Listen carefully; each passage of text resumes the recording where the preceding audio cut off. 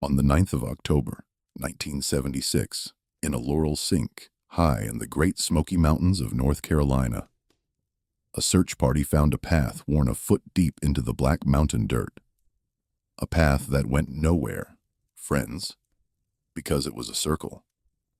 A ring, tramped smooth and hard, around a little open bench of ground, no bigger than a schoolroom. Tramped, the coroner would estimate, by better than 1,000 passes of human feet. In a single night, and inside that ring, friends, in the middle of the bench, sat 3 pairs of children's shoes. Placed, not thrown, not lost, not kicked off in a stumble. Set down side by side, toes squared to the north, the way a mother sets a child's shoes by the door.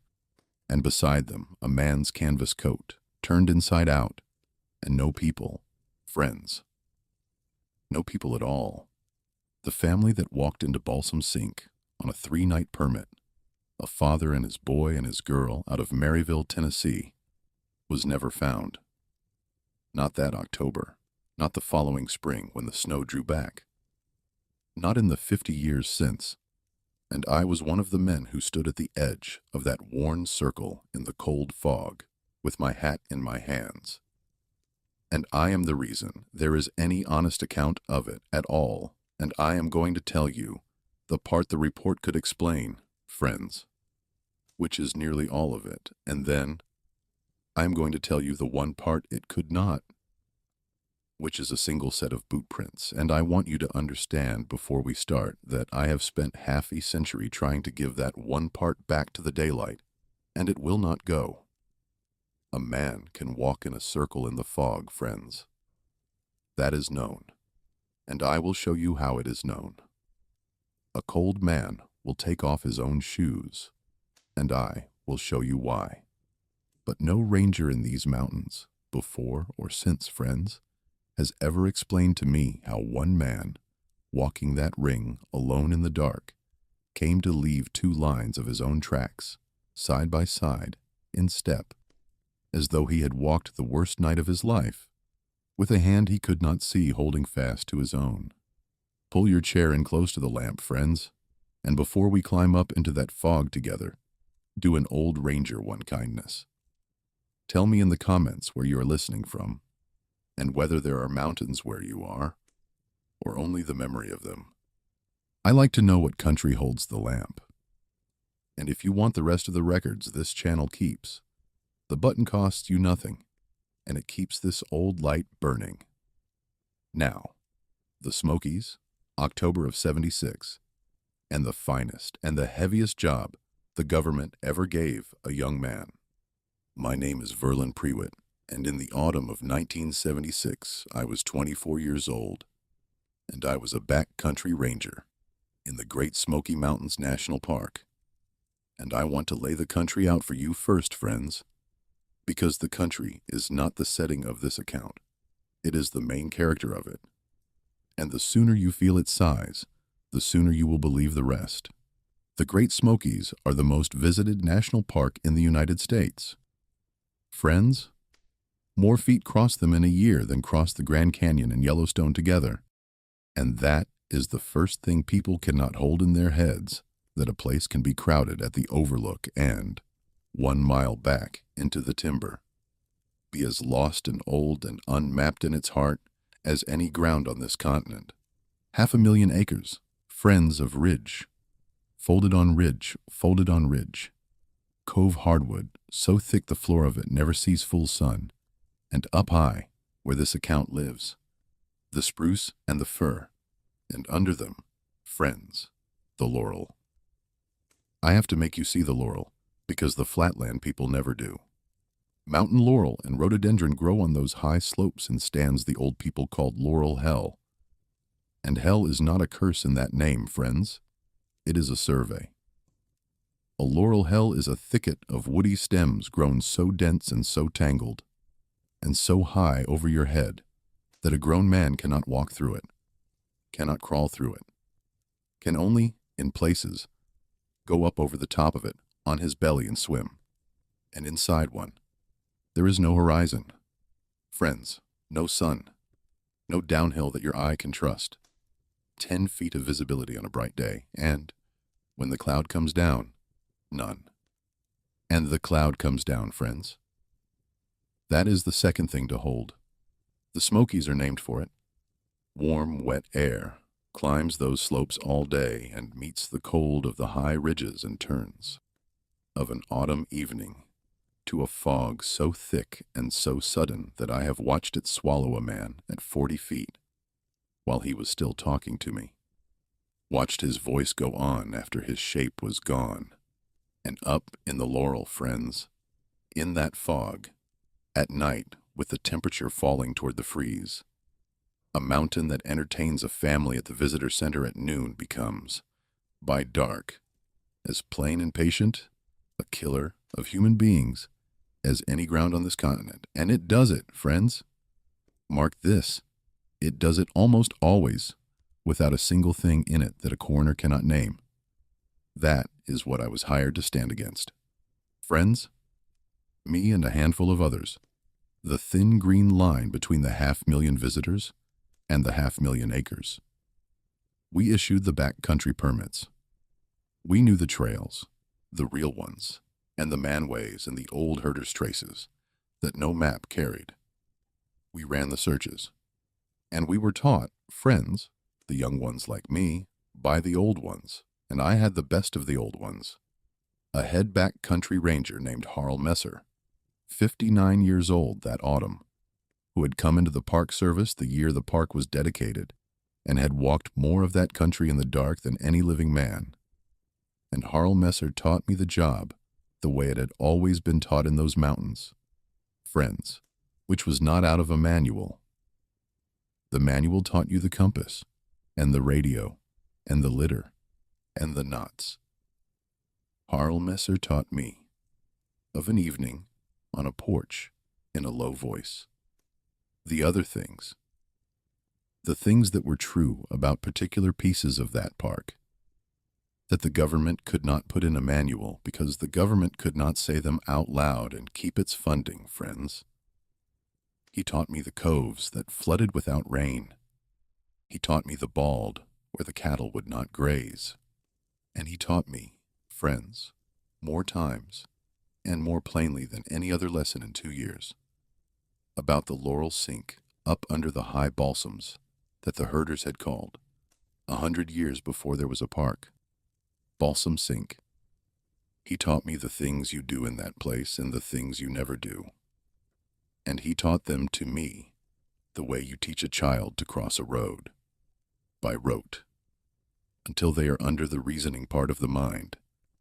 And there was one of them, friends, one thing he told me to do that I have never in 50 years heard another ranger say, and never seen in any manual, and it is this. Verlin, he said, if you are ever caught in Balsam Sink in the fog, and you look down, and you see fresh boot tracks, and they are your own, do not follow them. Sit down against a tree with your back to the wood, he said, and you wait for the light, and you do not get up and walk, no matter what you come to believe is walking with you. I was 24, friends, and I wrote it down the way you humor an old man. And then, in October, the Deetons went up, and I learned what it was. Harl Messer had spent 30 years not quite telling me. Truett Deaton came to the ranger station at Deep Creek on the afternoon of the 6th of October, 1976, friends. And I was the man who issued him his permit, and I have signed my name under a great many things in a long life that I would take back, and that permit is the one I would take back first. He was 38 years old, friends, a shop teacher from Maryville, a wide, easy, competent man with a good pack and broken-in boots, and the kind of quiet that comes off a man who has spent real time in the woods and does not need to tell you about it. And he had his children with him. Jesse, the boy, 11, all elbows and questions, wearing his father's old flannel shirt with the sleeves turned up 3 times. And Nan, the girl, 8 years old, friends, who while her father and I did the paperwork, sat on the station steps and lined up the acorns she had gathered from smallest to largest, and looked up at me once. I remember it 50 years on, and asked me if the bears in the park had names, and I told her that the ones we knew did, and she thought that was exactly right, and went back to her acorns. Their mother, Corinne, was home in Maryville with a new baby, friends. And this was the thing Truett Deaton did with the older two every fall, the man told me, leaning on the counter. This was their trip. The three of them. The mountains. 3 nights, a loop he had done before. And I looked at his route on the map. Friends. And here is where the account turns on a hinge so small that I have hated it for half a century. His loop ran up the ridge and along the crest and back down, and it passed, on the high leg, within a half-mile of Balsam Sink. And it did not enter it, friends. There was no reason on that permit for the Deatons to go into Balsam Sink. The trail did not go there. And I looked at that half-mile, 24 years old, with Harlmesser's low porch voice somewhere in the back of my head. And I did the thing that the young and the trained and the sensible do, friends. I said nothing. Because what was I going to say? There is a laurel thicket a half-mile off your route, sir, and an old ranger told me a story about it. You do not say that to a shop teacher with 2 clean-scrubbed children, and a valid permit, and the whole apparatus of the United States government standing behind the piece of paper you were about to hand him. I stamped it, friends. I told him the weather looked to turn cold and wet by the 3rd night, and to keep the children dry. He thanked me.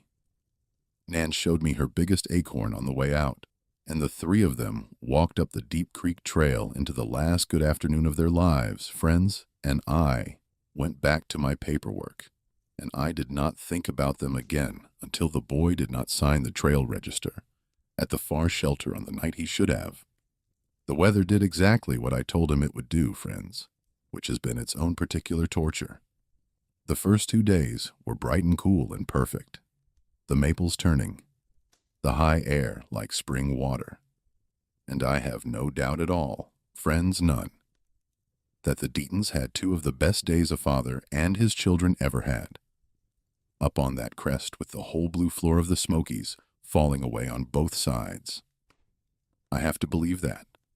And on the 3rd day, the 8th, the cloud came. Not weather, friends, exactly, in the way the flatland means weather. The mountains made it themselves, the way they do. The warm and the cold, changing places over the ridge. And by the middle of that afternoon, the crest of the park was inside a cloud so thick that down at the station, 3,000 feet below, we watched the whole top of the mountain simply cease to exist. Go gray, go gone, friends. Like a thumb had smudged it off the world. And the temperature up there went with it. Down through the 40s, down toward the freeze, and a fine cold rain that was half fog and half water. The kind that does not fall so much as it happens to you, from every direction at once. The kind that finds the one seam in your coat and owns you.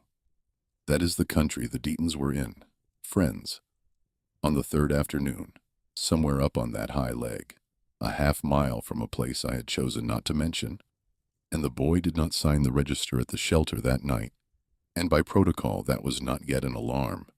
Friends, children forget. Fathers make camp early in bad weather, and we gave it the night, the way the rules said. And I have wondered every year since what that night was up there, while we slept on it. They were reported overdue on the morning of the 9th, friends, when they did not come off the mountain at the trailhead, where Corinne Deaton's brother was waiting with the car, and the machine of a modern search began. And I want to tell you plainly, friends, because it matters against everything strange that follows, that it was a good search, real one, the full weight of the park, and the county and the volunteers. Harlmesser running the backcountry end of it, out of a wet tent with maps pinned to the canvas, And we did everything right, and we did it fast. We had teams on the crest by noon. We had the boys' route walked in both directions by dark.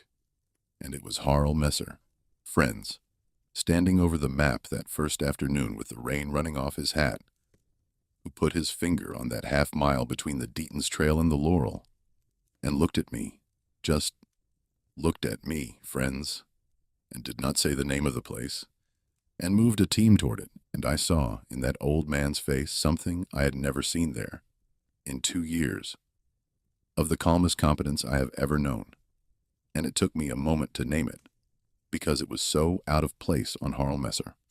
And then I had it, friends.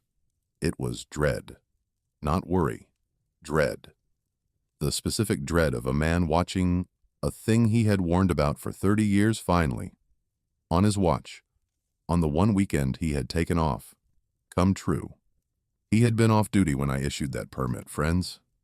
He told me later, once, only once, that if he had been at the counter that afternoon, he would have found a reason, any reason.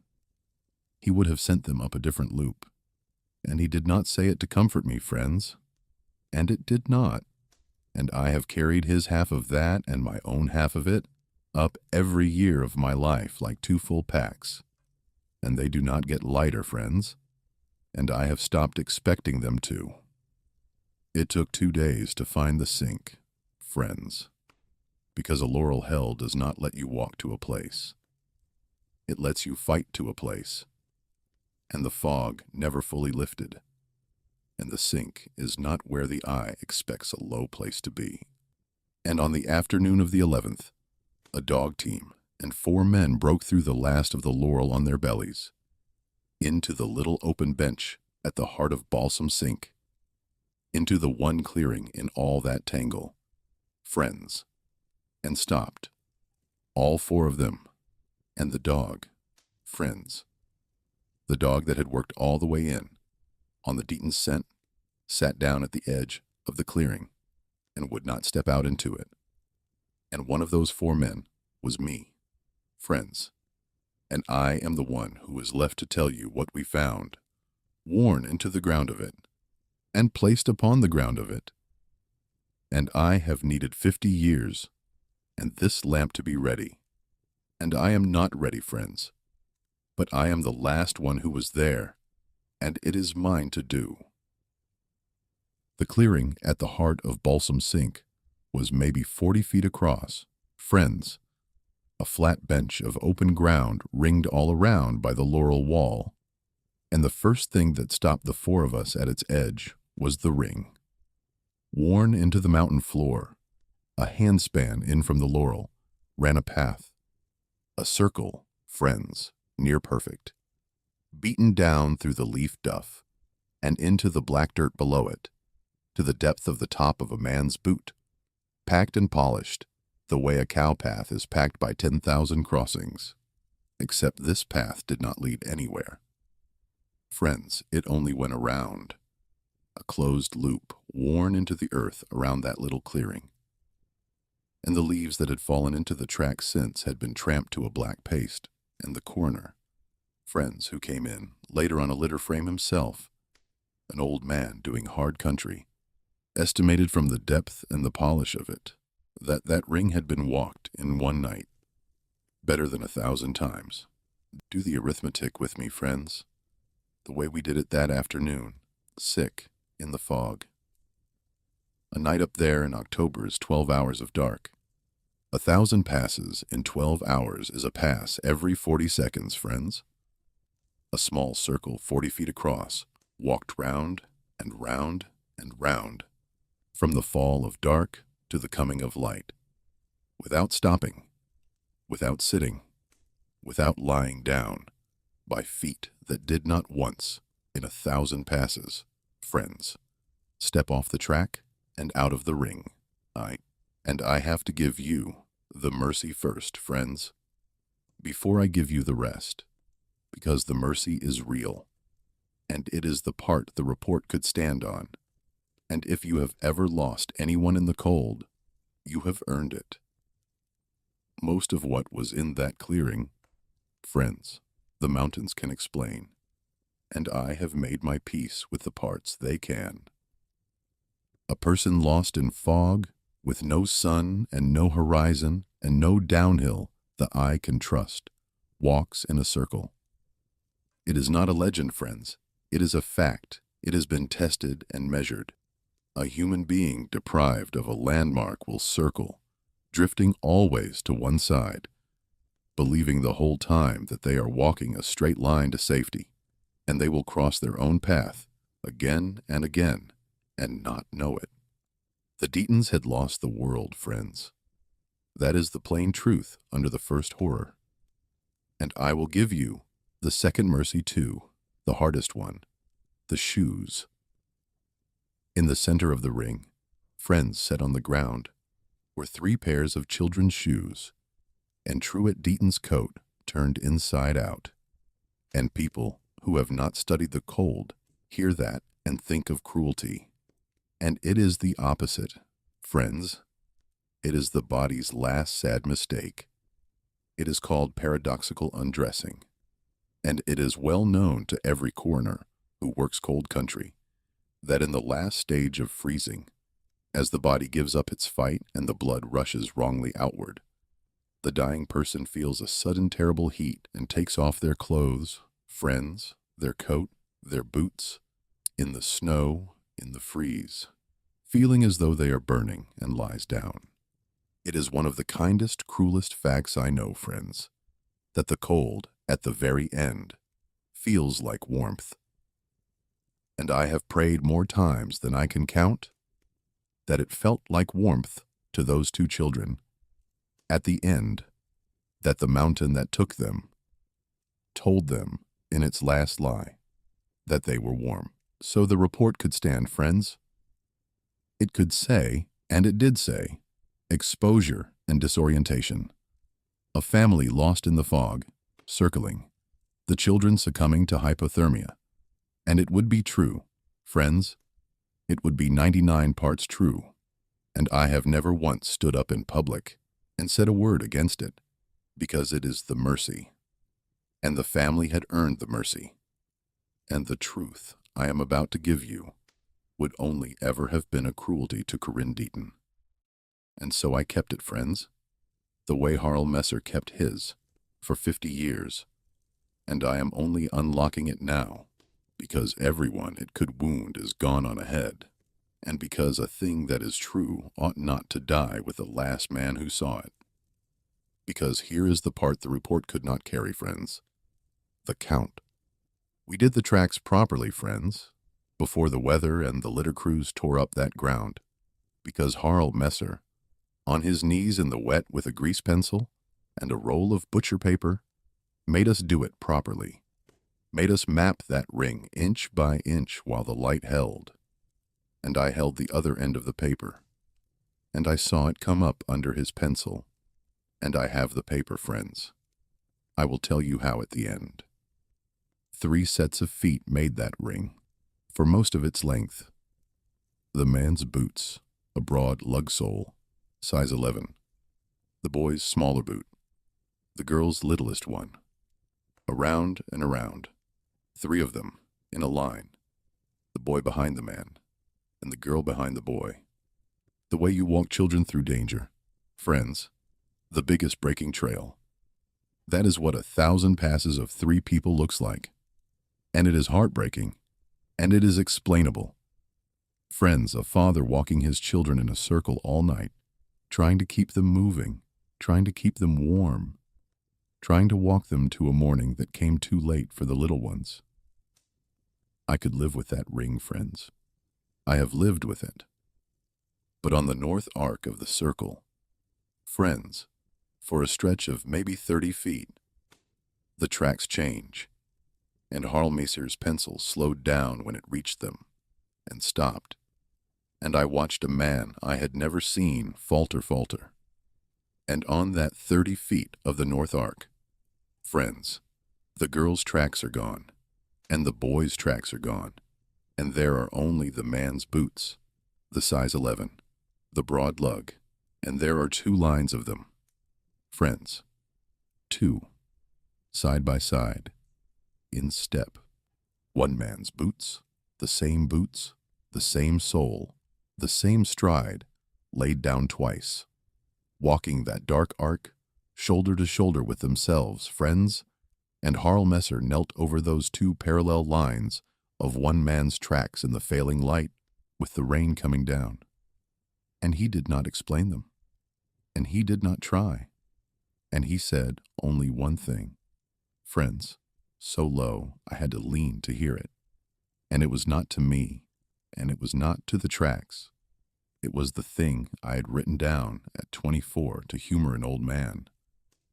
He came to believe something was walking with him, Harl Messer said. God help him. Out here in the dark. He came to believe it. And he did the one thing you must never do. He kept up with it. I have spent 50 years, friends, being an honest man about those two lines of track, which means I have spent 50 years trying to explain them away, because that is what an honest man does.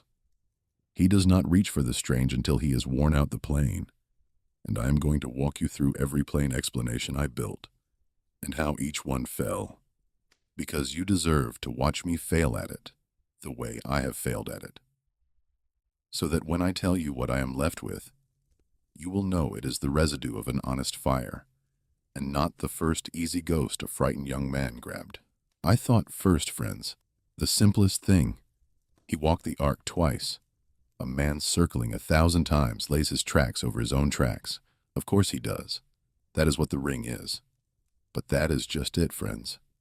That is why the ring everywhere else is a churned muddle of 3 people, layered 1,000 deep, unreadable, a paste. The 2 clean parallel lines on the north arc are not a muddle. They are 2 distinct, separate, side-by-side trails, holding their spacing, a boot width apart for 30 feet, the way 2 men walk abreast down a road. Friends, not the way one man's prints pile on themselves. A thing cannot be both worn into paste by 1,000 passes and also laid down clean and twice in parallel. Unless those 30 feet happened last, friends.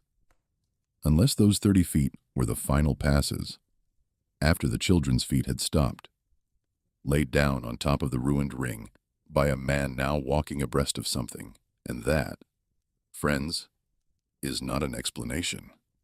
That is only a clock. It only tells me when. It does not tell me what walked at his side, wearing the print of his own boots. I thought next that it was 2 different people, friends, that someone else had come into that sink, another lost soul, a second man, and walked beside Truett Deaton in the dark. But the soul, friends, the lug pattern, the size. Harl Messer and I both measured, and the county measured after, and I will state it plainly for the record that the men who later collected our findings did not want stated. The 2 parallel lines on the north arc were made by the same boot. Not the same size, friends, not the same kind, the same boot. A nick out of the left heel lug that Truett Deaton's own recovered footprints elsewhere in the ring carried too. The little signature, a worn boot leaves appearing in both of the parallel lines. Friends, which means whatever walked at Truett Deaton's shoulder for those 30 feet in the freezing dark was wearing, or was leaving the print of, the very boots on Truett Deaton's own feet. And there, I ran out of plain, friends. I have never gotten past it. 50 years, and every road I build to walk around those 30 feet of track ends at the same wall, that a man cannot walk beside himself, and that the ground in the one clearing in Balsam Sink says that for 30 feet, on the last night of his life, Truett Deaton did. We did not find them, friends. That is the part people always wait for. And I have to disappoint you, the way the mountain disappointed us. Past the north arc, the ring simply ends. The tracks stop at the beaten circle's edge and do not lead out into the Laurel. Not the man's, not the children's. And the dogs would not work past the clearing. And we searched that sink and the slopes below it for 11 days. Friends.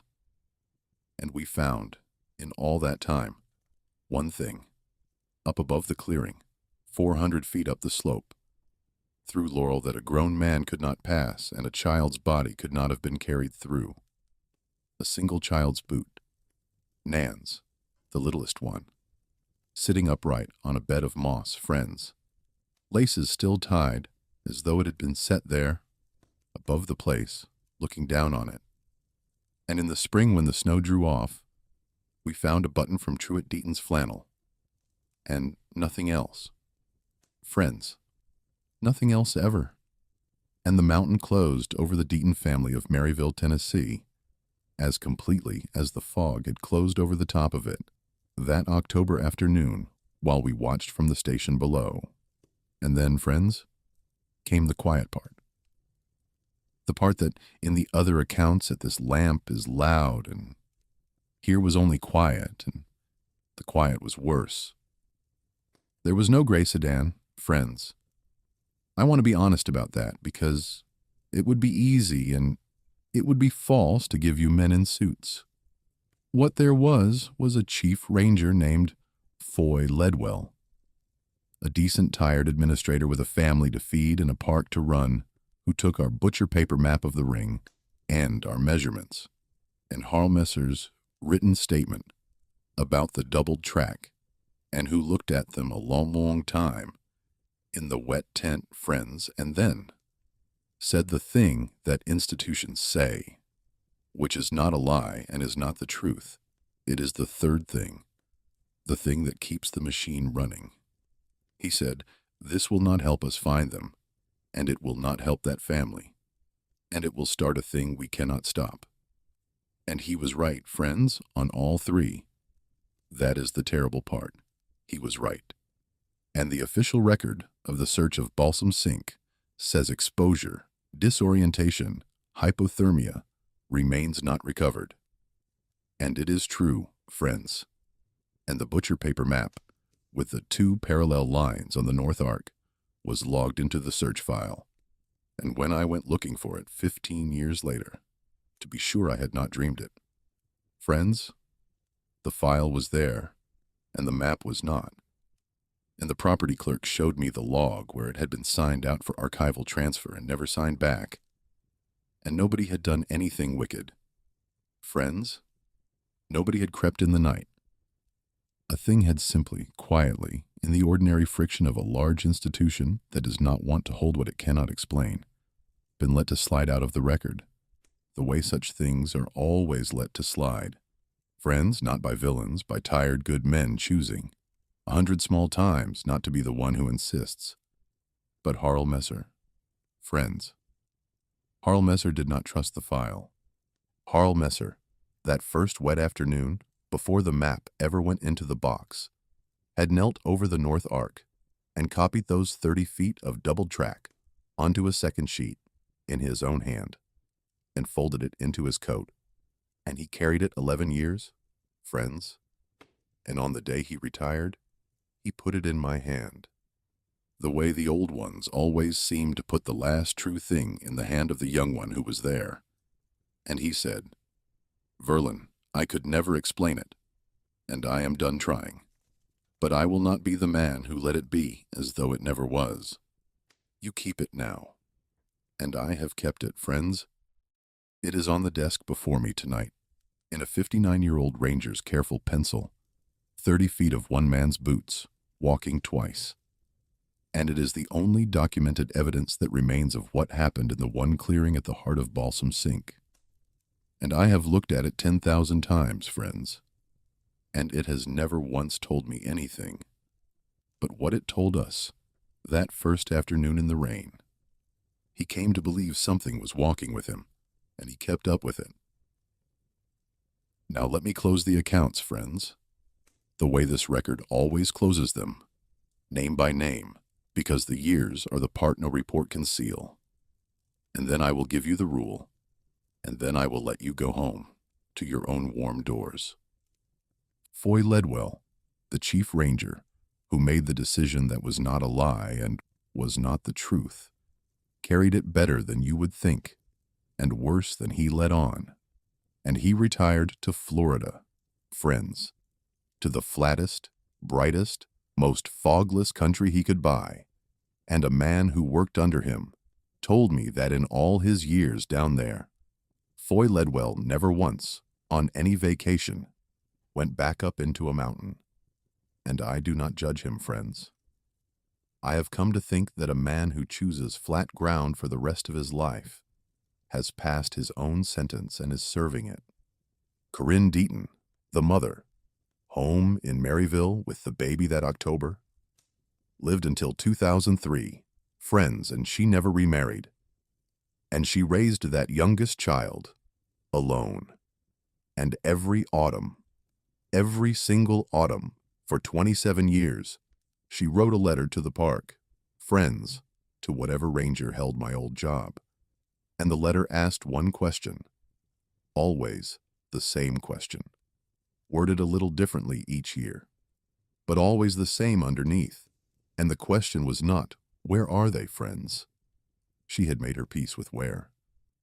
The question was, why were my husband's tracks doubled? Somebody at the search had let it slip in those first raw days, before the file was tidied, and Corinne Deaton had heard it, and she carried that one word, doubled, for 27 years, and wrote every autumn to ask a government that had decided it could not answer. And it never answered, friends, and I have wondered whether I should have driven to Maryville and put Harl Messer's paper in her hands and told her the truth, which is that I do not know, and I decided every year that the not knowing would be a heavier thing to give a widow than the silence. And I still do not know if I decided right, friends, and that is one more pack. And little Nan Deaton's boot, friends, the one we found 400 feet up the slope, laces tied, sitting upright on the moss above the clearing, looking down. The park kept it in an evidence box for many years, and when the case was at last administratively closed, a young ranger, not knowing what it was going to throw it out, friends, and an older clerk who remembered stopped him, and it was mailed to Corinne Deaton at last in 1991 with a form letter, and her sister told me, years on, that Corinne took that one small boot out of the mailing box on her kitchen table and held it, and said only, well, she always did lose the one and keep the other, that child, and put it on the mantel, friends, where it stayed until Corinne died, and where, her sister said, she would sometimes see the old woman simply standing, holding it, looking north out the kitchen window, toward the mountains she could not see from Maryville, but always seemed to be facing. And I will let that be the whole of what I say about a mother, friends, because it is more than I have any right to say, and because some griefs you report from a great distance with your hat off, and do not go closer. Harl Messer died in 1984, friends, 3 years after he put the paper in my hand, and he died at home, in the bed he was born near, in the mountains he had given his life to, and I sat with him near the end, and he was easy, friends mostly, the way a man is easy who has done hard work honestly for a long time. But there was one night, close to the last, when the fever was in him, and he took my wrist, friends, with a grip that startled me out of a man that far gone, and he looked at me, and he was not in that room. He was up in the sink in the fog, and he said, Verlon, don't follow them. And I said, I won't, Harl. And he said it again, sharper, don't follow your own tracks, boy. And I said, I won't, I promise. And he eased, friends, and let go of my wrist, and slept, and did not say another troubled thing before the end. And I have kept that promise, friends. I never went back into Balsam Sink. In 30 more years of rangering, I sent teams around it. I closed the manway that led toward it. I let the Laurel take the old trace until there was no trace. And when the park, in its own good time and for its own dry reasons, took the whole loop that passed near it off the published maps, Friends, citing terrain and hazard, I didn't write the memo that would have added the true reason, because there is no line on a government form for the true reason. And because Harl Messer taught me that the kindest thing a keeper of a dangerous place can do is not to explain it, but simply, quietly, and forever, to close the road. And me, friends. Verlon Prewitt. I rangered those mountains 40 years, and I married, and I raised children of my own, and I took them into the Smokies every autumn, the way Truett Deaton took his, because you cannot let a mountain make you afraid of mountains, friends. That is a defeat too deep to live inside of. But I taught them the low country, and the loud trails, and the bright open balds, friends. And there is one high Laurel Sink under the balsams that my children have never heard the name of, and never will now, from me.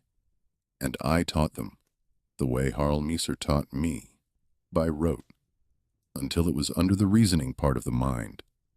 The one rule, friends, the one that I have carried the longest and understood the least. And now I give it to you, the way it was given to me, on a porch, in a low voice, and you may keep it against a night I pray you never have. If you are ever lost, friends, in the fog, in the high country, in the dark, and you look down, and you see fresh tracks, and they are your own, do not be glad. Do not think, I have found the trail. I will follow it out. Sit down, friends, put your back against a tree, and face the wood, and wait for the light, however long it takes, however cold it gets, however sure you become that there is a warm and reasonable and familiar thing moving in the fog beside you that will lead you home if you will only get up and keep its pace. That is the moment, friends. That is the exact moment the mountain has been waiting for. The lost do not die because they stop walking.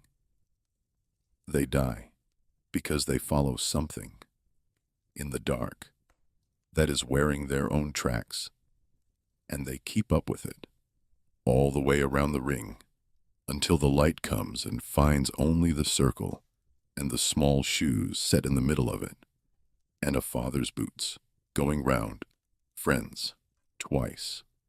Wait for the light. It is the whole of the law up there, and it cost the Deatons of Maryville everything to write it down for us, and the least we owe them is to learn it. Keep your lamps trimmed, friends, and your children on the near trails, and if the fog ever offers you company in a high dark place, you thank it kindly, and you keep your seat and you wait. Say their names once tonight, softly. Truett Deaton, Jesse, and Nan, who wanted to know if the bears had names. They do, child. And now, so do you. Good night, friends.